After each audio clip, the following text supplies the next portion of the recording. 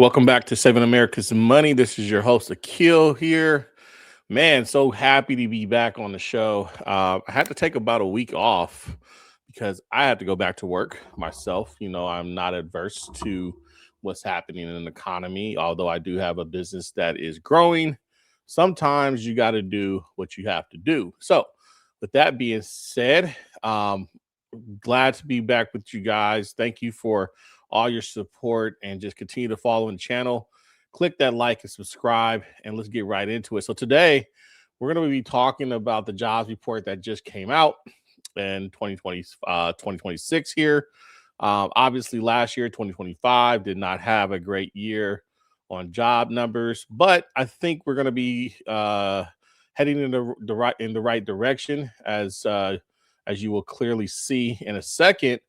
And so let's get to it. Let's talk about what's going on in the jobs reports and what that means for you coming in 2026. Developing this morning, a major turnaround in the job market with new data blowing out expectations. According to the Bureau of Labor Statistics, the U.S. economy did add 130,000 jobs last month, more than double the 50,000 some economists predicted. The employment rate also fell to 4.3%. The report shows the private sector is benefiting the most as the administration slashes the federal workforce. It shows government jobs dropped by 42,000. We just saw one of the best jobs reports you've ever seen, outperforming the estimates of 76 out of 78 economists polled by Bloomberg, giving us, let's go through it, the best labor force participation that we've had since 2001, the lowest share of federal government employees that are working since 1966. Everything is hitting on all cylinders, and the deficit is going down because of the tariffs. And so people who were naysayers about the tariffs said that we'd have low growth and high inflation. Instead, we have low inflation and high growth, great job creation. And even the Michigan survey is showing that people are feeling the positive effects of Trump. And so let's unpack that all together and just kind of talk about what's happening here.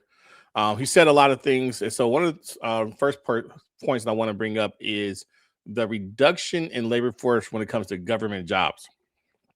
Right. I know that was a big issue coming into the Trump administration and all the cuts. But there's one thing that I think we need to remember about government jobs. And, if you don't know, well, I'm going to give you an example. Okay. See, the government doesn't actually produce anything. Right. It doesn't make anything. It doesn't do anything. When it actually wants to do something, build a road or I know there's a lot of money going towards the military and the defense, right? All these things have to be outsourced, right? So the government doesn't actually produce. Now there are obviously, security and homeland security and the FBI, CIA, things like that, and those are great. And people obviously have jobs to do to protect and serve the country, right? But I think a lot of the job growth you saw in 2024 was due to the government adding jobs every month. It was that in healthcare in 2024. So in 2024, we saw a job growth of about 1.3 million, right? Now, when it comes to the private sector to jobs, private sector hires nearly 70% of all jobs across America versus only about 13% when it comes to the government jobs. But again, they don't make anything. And I think the argument that a lot of people would have is like, well, hey, you're taking away jobs from people who have been there for a long time, certain maybe ethnicity groups and things like that. What I think is happening is we're seeing a shift back to the private sector. Why?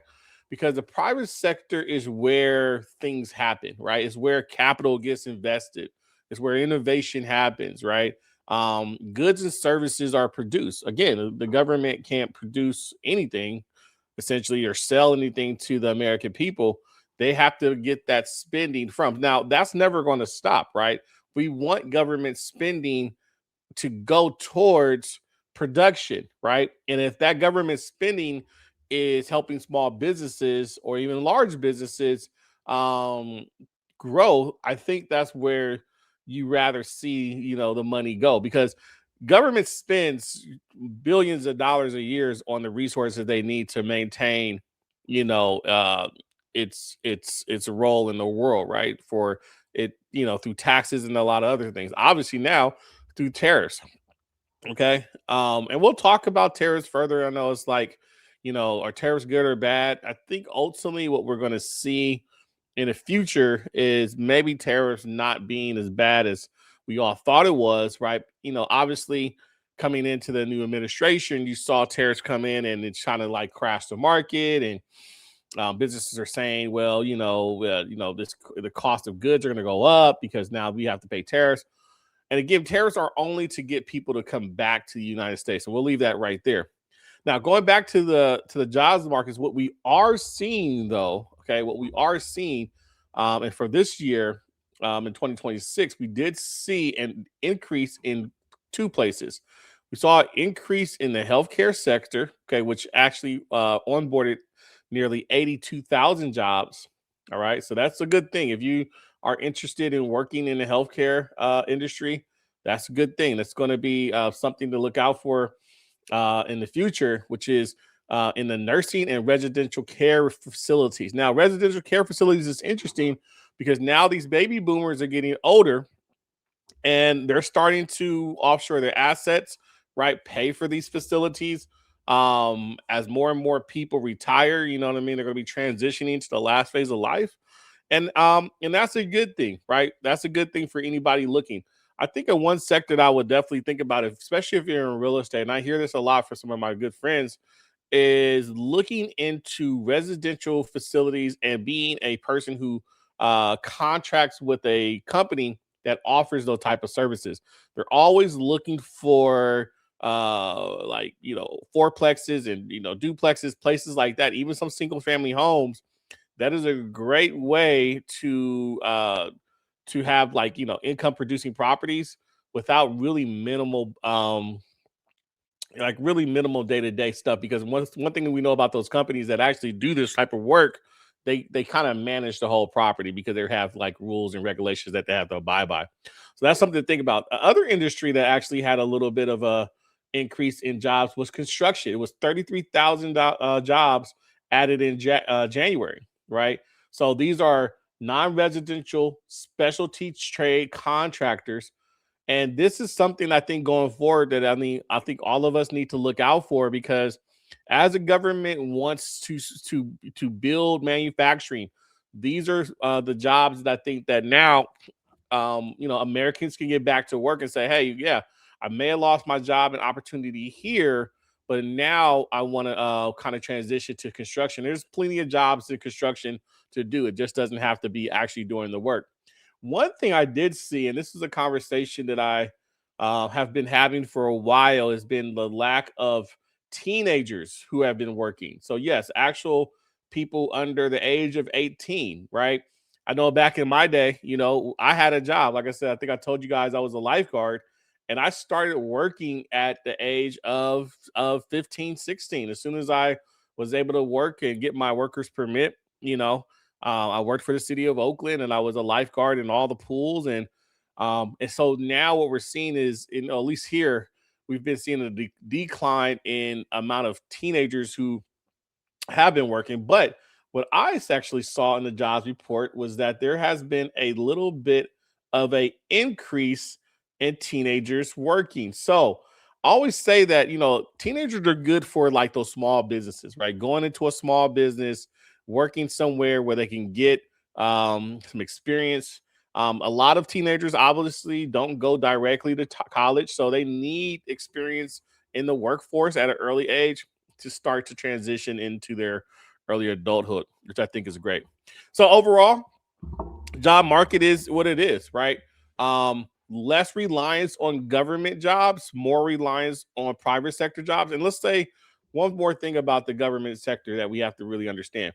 If the government doesn't build anything, doesn't produce anything, and it only contracts out work, then that puts a lot more pressure from the government side on the the deficit, because again, taxpayer dollars have to pay for the salaries of those people and their pensions, right?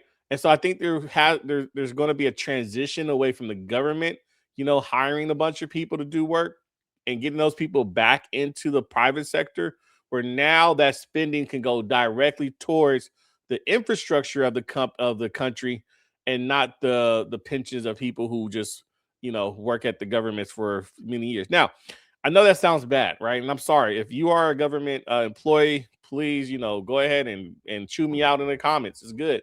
But what I think though is ultimately, if I'm running a company, okay, if I'm running a company and my goal of that company is to produce, and I have people who are not producing, right? What's going to happen? You're going to be laid off. You're going to be fired.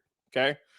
I think the U.S. government is realizing that there's a lot of people who aren't, necessarily producing, right? Anything, right? And so now there's a lot of money being paid for those salaries, for pensions and things like that, where that money could be transitioned to the private sector, right?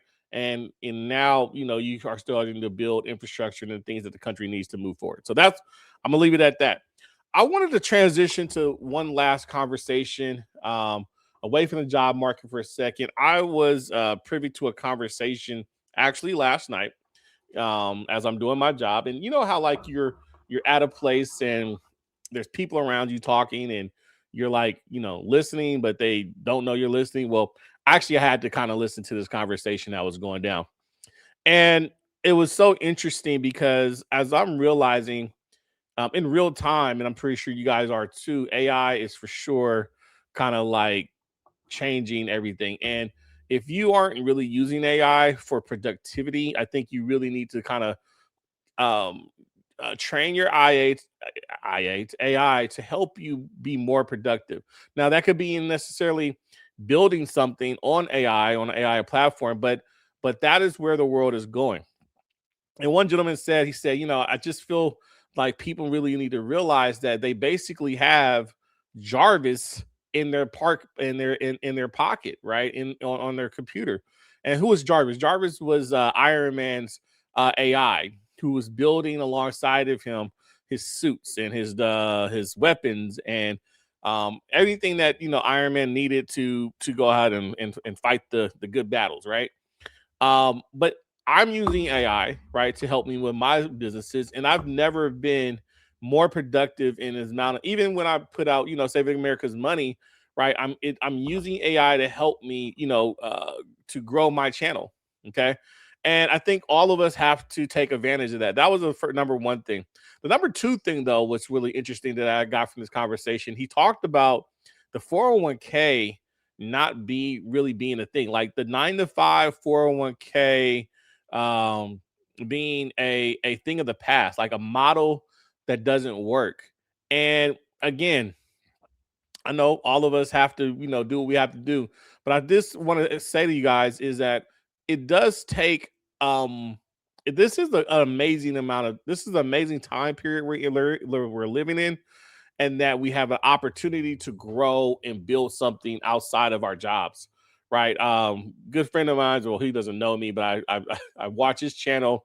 He talked about getting outside your comfort level, right?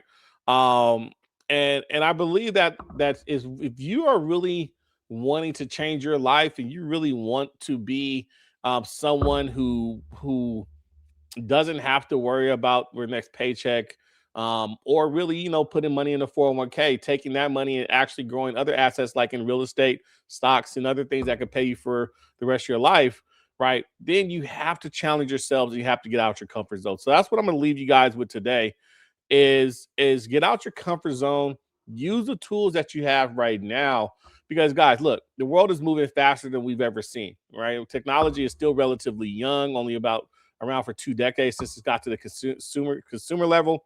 But imagine where we'll be at in the next 5 to 10 years, 10 to 20 years, right? And with that is going to be new jobs that come about, because as AI expands, there's going to be other opportunities and job growth that I think is going to continue to kind of duplicate itself and create new things in the world. So with that being said, guys, like and subscribe. This is Saving America's Money. I'll see you guys on the next one. Be strong, be safe, and continue to save America's money. Peace.